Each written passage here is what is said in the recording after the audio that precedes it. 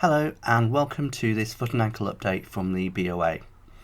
My name is Amir Shoaib and I'm a foot and ankle and limb reconstruction surgeon from Manchester. In the next few minutes I'm going to take you on a whistle-stop tour of interesting articles from the foot and ankle literature from the last 12 months. I've chosen papers that I've personally found useful or interesting, and I've broken them down into several areas. First, I'm going to share with you some general papers on foot and ankle surgery, and then we'll look at a few papers from the forefoot, the midfoot, the hindfoot, and trauma surgery related to the foot and ankle. As well as telling you why these papers are useful, we can also have a think about what level of evidence we're looking at. You'll already know that at the top end of the evidence pyramid are the systematic reviews and meta-analyses, which are filtered synopses of studies, picking out the higher quality studies and trying to amalgamate the data. These are few and far between in orthopaedic surgery. The vast majority of the literature are experimental studies or observational studies. Below this are expert opinions, and below that are animal studies. I'm going to indicate what level each paper qualifies for in the top right hand corner of each screen. First up, we can't really escape the effect that COVID has had on our practice, and telemedicine is an aspect of our practice that is here to stay. This paper gives a clear description on how to perform a foot and ankle clinical examination remotely using a smartphone or a laptop. The key to foot and ankle examination is having a standardised way of performing the exam, and this paper provides one reasonable way of examining thoroughly. The downside to this paper is that it requires a compliant and literate patient, and it's more time consuming than examination in person. The big question is whether we feel confident enough to initiate treatments or list patients for surgery based on these remote findings. This next general paper looks at skin preparation for foot and ankle surgery. The reason it's important is because foot and ankle surgery has a higher rate of surgical site infection compared to, say, hand surgery, hip surgery or knee surgery. There are also a lot of hard to reach areas of skin. This paper compares different skin preparations and concluded that alcoholic chlorhexidine provides the best antisepsis, and techniques like flossing in between the toes actually are helpful in decreasing skin contamination.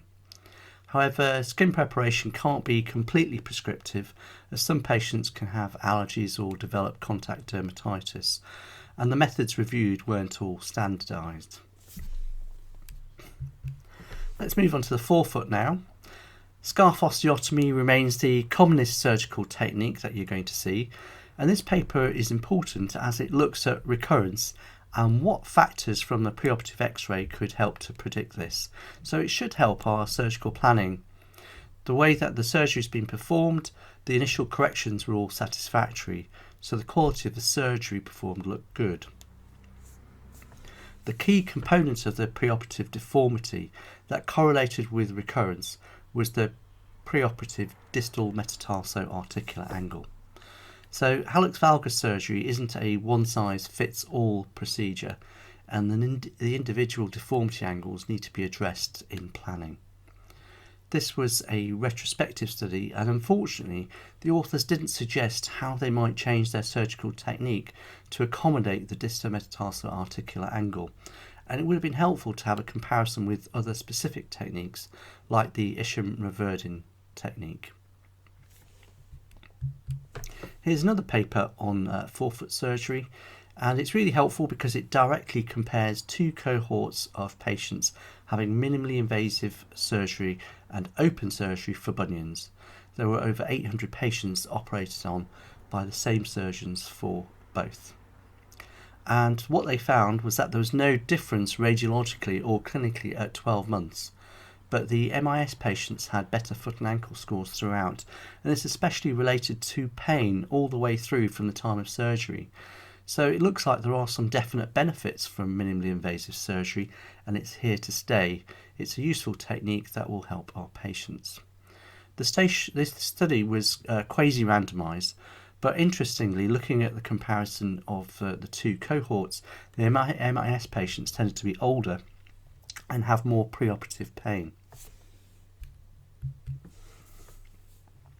Hallux rigidus is another common condition, and there are a lot of implants which have a poor reputation. So we're constantly looking for a reliable implant that will give our patients reliable pain relief and maintain movement. There are some previous studies about Cartiva, a PVA implant, but these have been mostly industry sponsored. So it's useful to have this independent study with over 100 patients. They found that survivorship in the first 2 years was excellent, with only 2 revisions required out of 103 implants. They identified patient factors such as previous surgery had detrimental effects on the outcomes. There is no control group, so this is an observational level 4 study.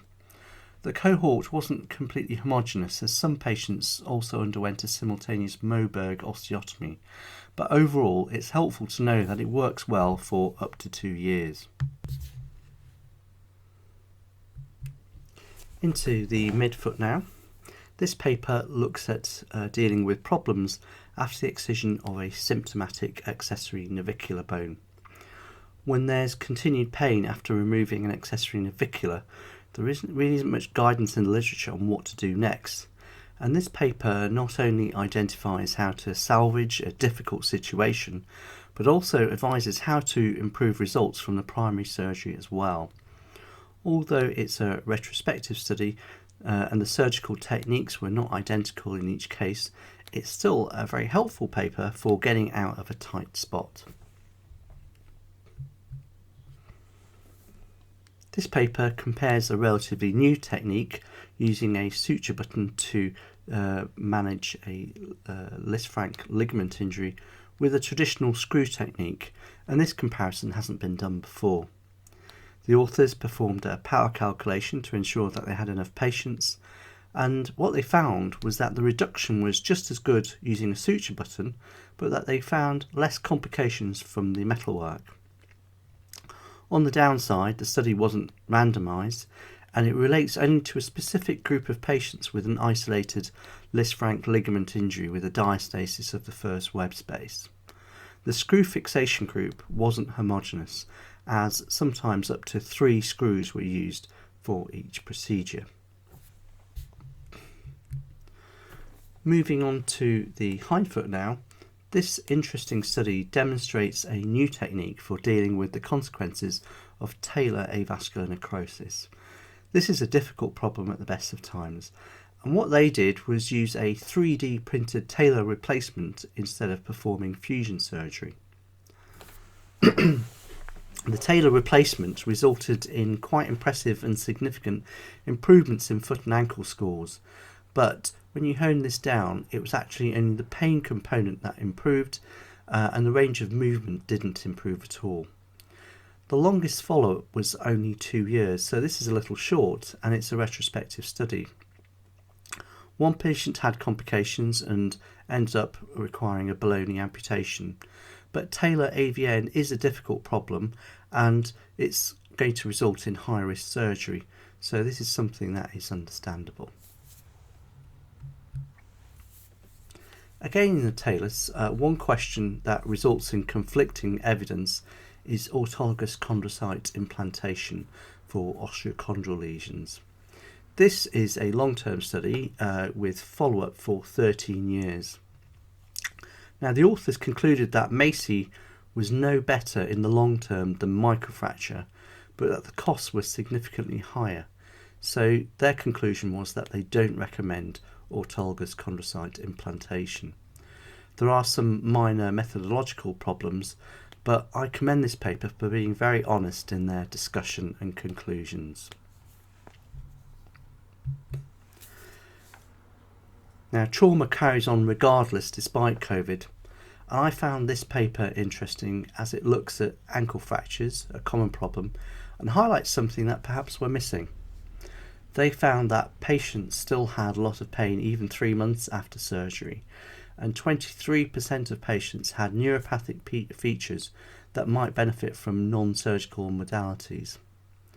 The paper didn't make any particular recommendations on managing pain, and the risk factors that they identified, like age and hypertension, are not really factors that we can alter. However, the paper still opens our eyes to the extent of neuropathic pain that exists after ankle surgery. This nice little paper from Sheffield looks at whether the CT scan makes a difference in our approach to posterior malleolar fractures. Even though there are BOA guidelines, they are still a little bit vague, and this paper clarifies that having a CT is very useful. In 1/3 of cases, it changed the approach or the choice of fixation, and the CT involves less radiation than a chest X-ray. What would be nice to know is that whether this different fixation makes a difference to patients' outcomes, but this paper was entirely focused on clinical decision making.